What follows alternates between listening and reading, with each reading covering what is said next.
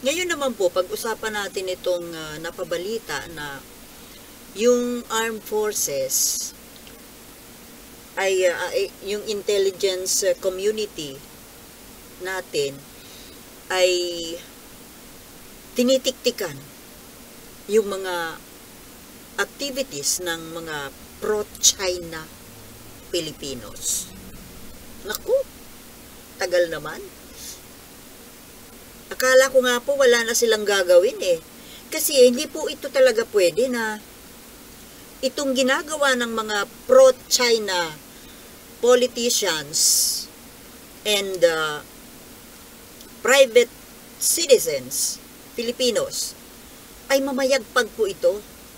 Noon pa ako nagtataka kung bakit wala pong ginagawa ang gobyerno natin laban dito. Mabuti naman po at ngayon na pag-isip-isip na siguro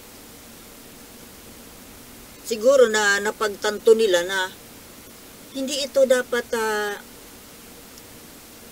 hayaan lang na nangyayari. Kasi napakadelikado po ng mga ginagawang ito, ng itong mga China sympathizers na ito. Dapat po sa mga ito sa akin lang ewan ko po sa inyo, sa akin lang, ang opinion ko dito, dapat po matigil ang mga ito. Sa papanong paraan? Noong panahon ni Apo Lakay, di ba yung mga anti-government, kasi may tuturing natin ito na anti-government Di ba ipinakulong niya, pinaaresto niya at kinulong? Di ba nga yung kaso ni Ninoy Aquino?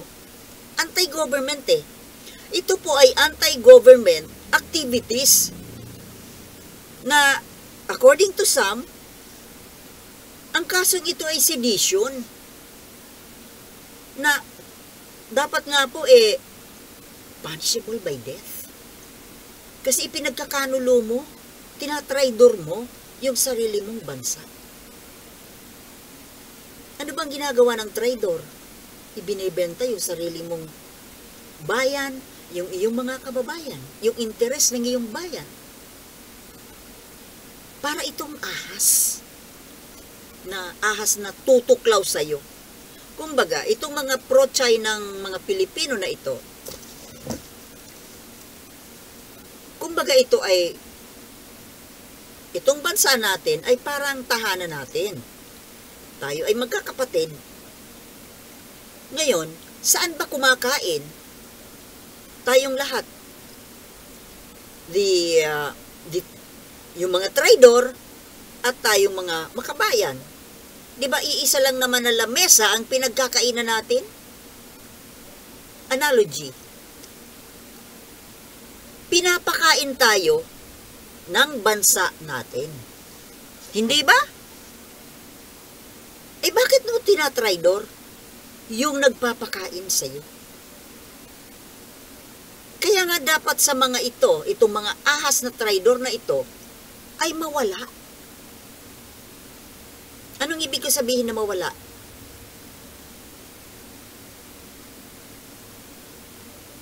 Pwedeng mawala na as in mawala, or mapatigil ito mga pinagkakalat nila at pagsusuporta sa China sa kalaban. Paano?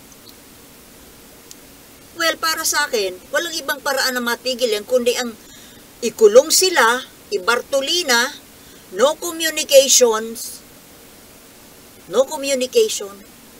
to the outside world. Nakabartolina. Para hindi na sila makapagkalat. Di po ba? Ngayon, according to the balita, na yung armed forces natin kilala na po kung sino itong mga matatawag nating mga makapili, mga nakikipagsabwatan sa kaaway na China. Pilipino nakikisapagsabuatan sa kalaban ng sariling bansa. Ngayon, wala naman pong sinabi doon sa balita kung ano ang gagawin dito sa mga nakilala na. Well, ang dali namang makilala eh. Di ba? Diyan lang sa Senado, alam natin kung sino ang pro-China. Sa mga vloggers, alam natin. Vloggers, journalists, mga Pilipino. Ngayon, wala naman pong sinabi kung ano ang gagawin. Pinag-aaralan yata. Pero ang dapat po talaga ay mawalan sila ng contact sa China. Nang hindi na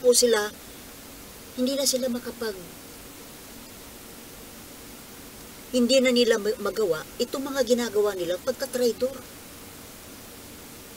Dapat lang. Kasi ito pong ginagawa nila ay papunta po ito, tulong po ito sa China para magkagera tayo. Tingnan mo ang ginagawa dyan sa West Philippines eh.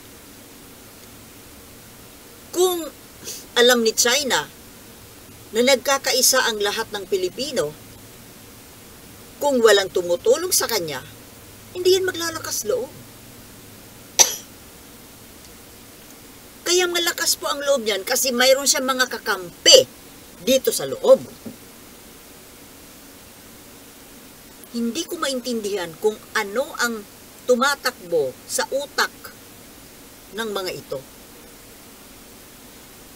Walang konsensya. Ano? Tiway ba yun? Of course not. Hindi man natin nakikita. Pero wala ba tayong utak na hindi natin malaman ang sagot kung bakit sila nakikipagsabwatan? Isa lang naman ang sagot doon eh. Pera, pera, pera, pera.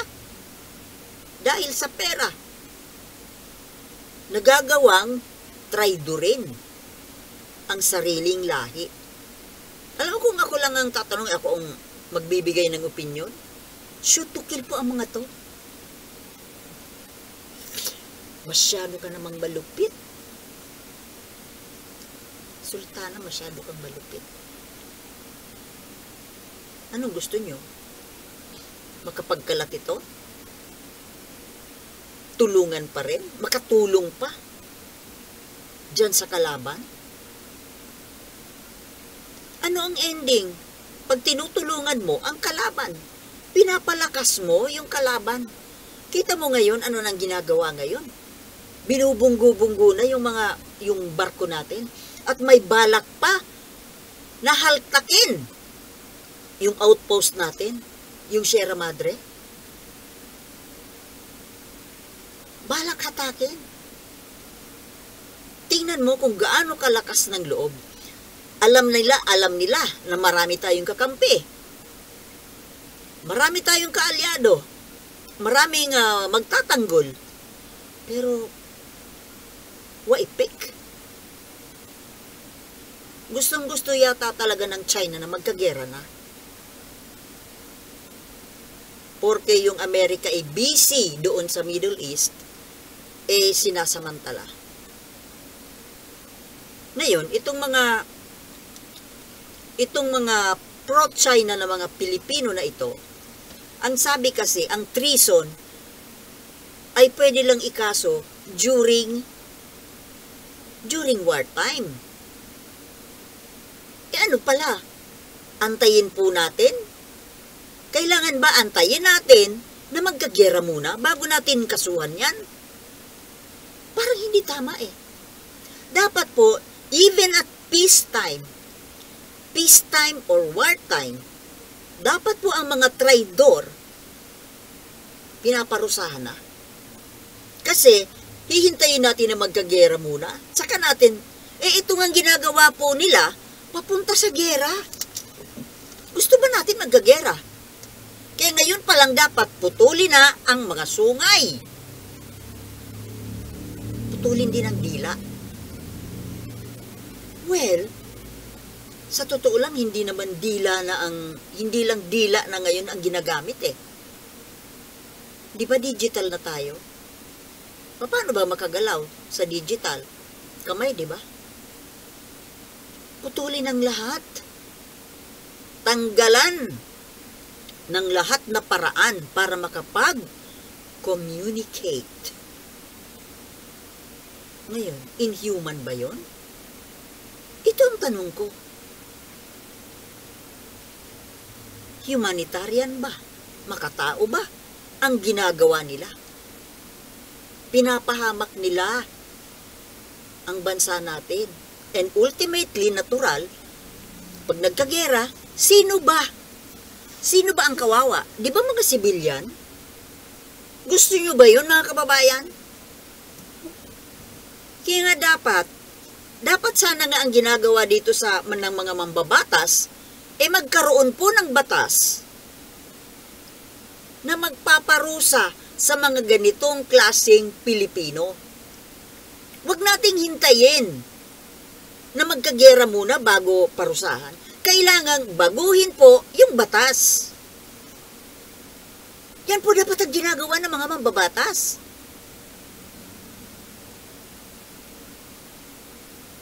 Di po ba? Ano ginagawa ng mga mambabatas? Puro lang kayo confidential fund eh. Alagaan nyo naman ang kapakanan ng mga Pilipino. Mga simpleng mamamayan, katulad namin.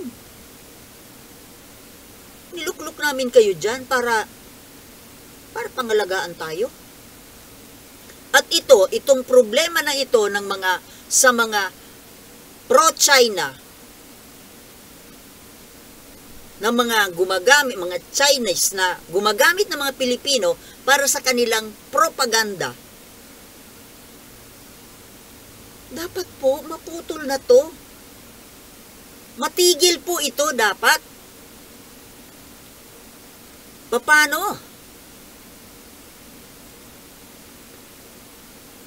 Nasa batas daw kasi na ang treason ay wartime offense lang. O di baguhin yung batas. Gaya ng sabi ko, wag po nating hintayin na magkagera muna. Kasi pag nagkakagera na, tatakas lang ang mga ito.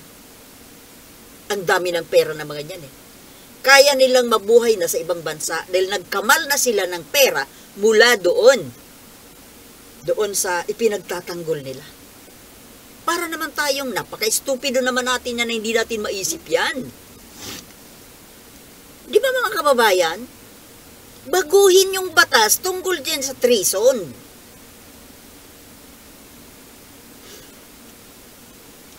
Hintayin muna, magkagera muna bago. Hindi ba ito gera? War of words, war of perceptions. Ang war naman po kasi, hindi lang naman barilan lang. Ang daming paraan ng war. Bakit ang cyber, ano yan? Hindi ba war din yun?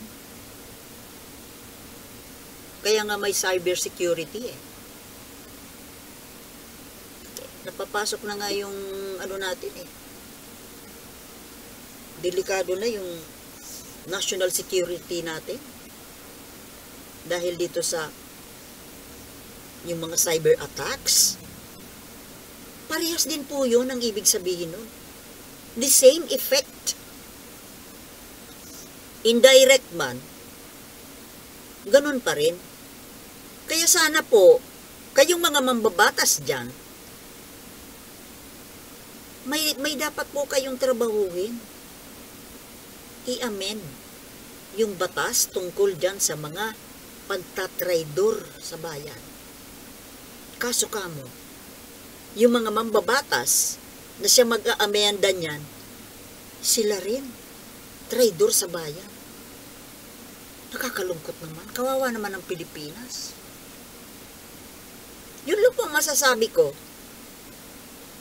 Kailangan mabago yung batas nang sa ganun maparusahan itong mga traidor.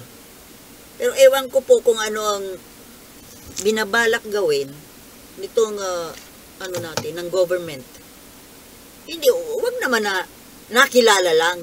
After nung nakilala, anong gagawin? Pagbabantaan lang? Buti kong sumunod dyan. Bahala na po kayo. Basta ang para sa akin, kailangang baguhin yung batas. At kailangan kumilos po yung gobyerno laban dyan sa mga taksil sa bayan. Tama po ba, mga katribo? Buhay po natin nakataya dyan.